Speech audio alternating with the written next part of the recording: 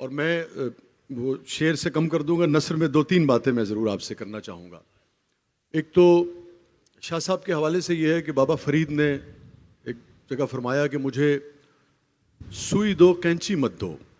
کیونکہ کینچی جو ہے وہ کاٹتی ہے، جدا کرتی ہے، الگ کرتی ہے، سوئی جو ہے وہ لوگوں کو جوڑتی ہے۔ تو میں سمجھتا ہوں کہ شاہ صاحب عین اس فرمان پر عمل کرتے ہیں، یہی وجہ ہے کہ آج پوری دنیا سے اور پاکستان سے بھی پاکستان جو ہے وہ آپ کو اسٹیج پہ نظر آ رہا ہے۔ کیا کہنا، شکریہ۔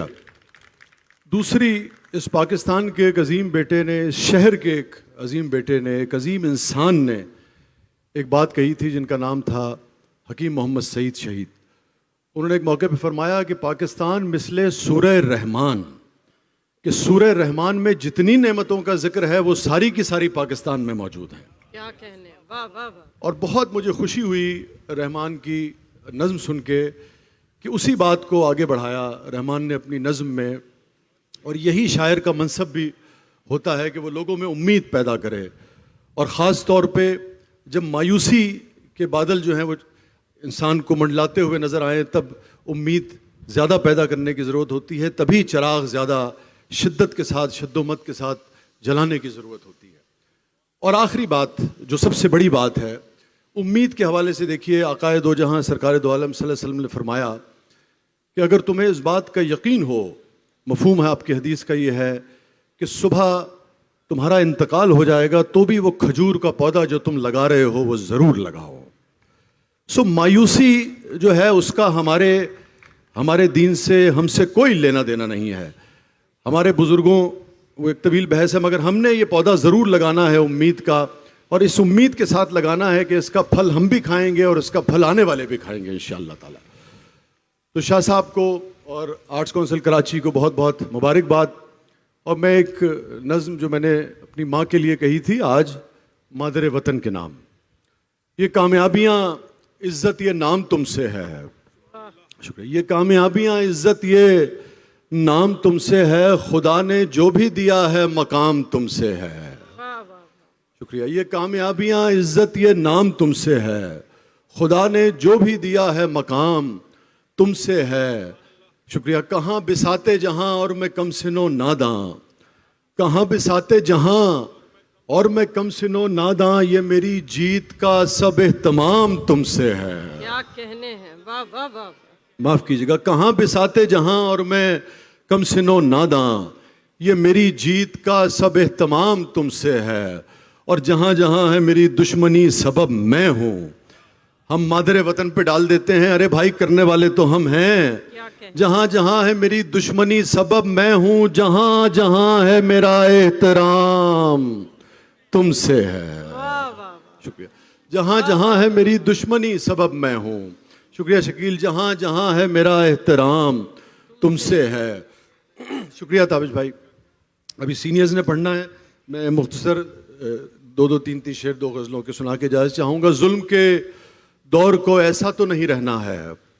ظلم کے دور کو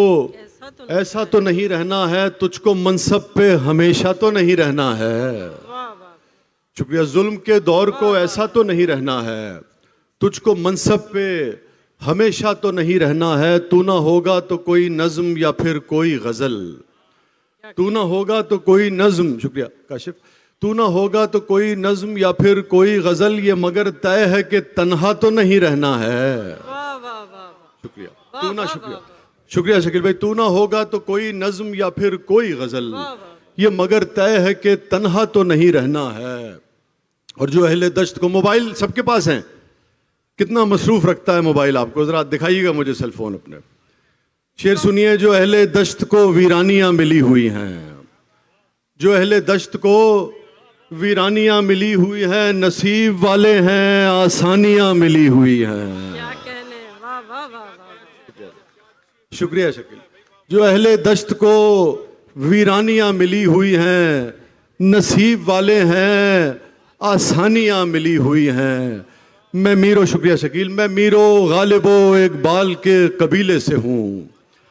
میں میرو غالب و اقبال کے قبیلے سے ہوں، مجھے تو ورثے میں حیرانیاں ملی ہوئی ہیں، کیا کہنے ہیں، واہ واہ واہ واہ، شکریہ واہ واہ واہ، شکریہ تابش،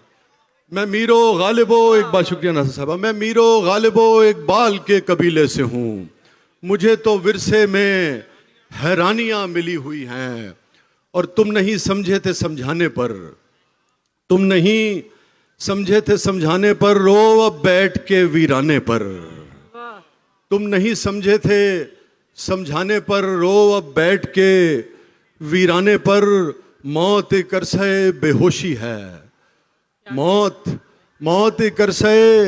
بے ہوشی ہے، ہوش اڑ جائیں گے ہوش آنے پر، واہ واہ شکریہ، واہ، موت ایک عرصہ بے ہوشی ہے، کیا کہنے، ہوش اڑ جائیں گے ہوش آنے پر، واہ واہ، بہت بہت شکریہ شکیل، موت ایک عرصہ بے ہوشی ہے، ہوش اڑ جائیں گے ہوش آنے پر۔ آخر میں ایک لفظ جو بہت کم متروک ہی ہو گیا تھا، ایک طرح سے متروک تو میں نہیں کہوں گا، مگر بہرحال اس کا احیا جو ہے وہ جان بھائی نے کیا، اور اس کے معنی وہی ہیں نفی کے، یعنی کہ نہیں کہ مگر نہیں، اس کا وزن جو ہے مختلف ہے۔ تو جان بھائی کی یاد میں بھی ہے، ان کو ٹریبیوٹ بھی ہے، 3-4 شعر، اس میں ہمارے عہد کا المیہ بھی ہے، جو کچھ ہم محسوس کرتے ہیں۔ اب خاک تلک سر پہ اڑانے کے لیے نہیں، آپ ردیف میرے ساتھ دہرائیے گا، اب خاک تلک سر پہ اڑانے کے لیے نہیں، کچھ بھی تیری گلیوں میں دیوانے کے لیے نہیں، شکریہ، اب خاک تلک سر پہ اڑانے کے لیے نہیں، کچھ بھی تیری گلیوں میں دیوانے کے لیے نہیں، اور کیوں میری کتابوں میں انہیں ڈھونڈ رہی ہو، کیوں میری کتابوں میں انہیں ڈھونڈ رہی ہو، کچھ شعر میرے سب کو سنانے کے لیے نہیں، واہ واہ واہ، شکریہ، کیوں میری کتابوں میں انہیں ڈھونڈ رہی ہو، کچھ شعر میرے سب کو سنانے کے لیے نہیں۔ اور 7 سے 11 بجے تک میں بھی اس کا حصہ ہوتا ہوں جو کچھ ہماری ٹیلی ویژن سکرینز پر ہوتا ہے۔ برساؤ کبھی پھول بھی تم اپنی زبان سے، کیا کہنے، ارے برساؤ کبھی پھول بھی تم اپنی زبان سے، دیکھو یہ فقط آگ لگانے کے لیے نہیں، برساؤ کبھی پھول بھی تم اپنی زبان سے، دیکھو یہ فقط آگ لگانے کے لیے نہیں۔ کیسے تجھے سمجھاؤں میرے دل کے جہاں میں، کیسے تجھے سمجھاؤں میرے دل کے جہاں میں، وہ روٹھنے آئے ہیں منانے کے لیے نہیں، واہ واہ واہ، کیسے تجھے، شکریہ امرین صاحب، کیسے تجھے سمجھاؤں میرے دل کے جہاں میں، وہ روٹھنے آئے ہیں منانے کے لیے نہیں، کچھ گیت میرے سینے میں رہنے دے میرے یار، شکریہ، کچھ گیت، شکریہ بھائی، کچھ گیت میرے سینے میں رہنے دے میرے یار، کچھ گیت میرے سننے سنانے کے لیے نہیں۔ بہت بہت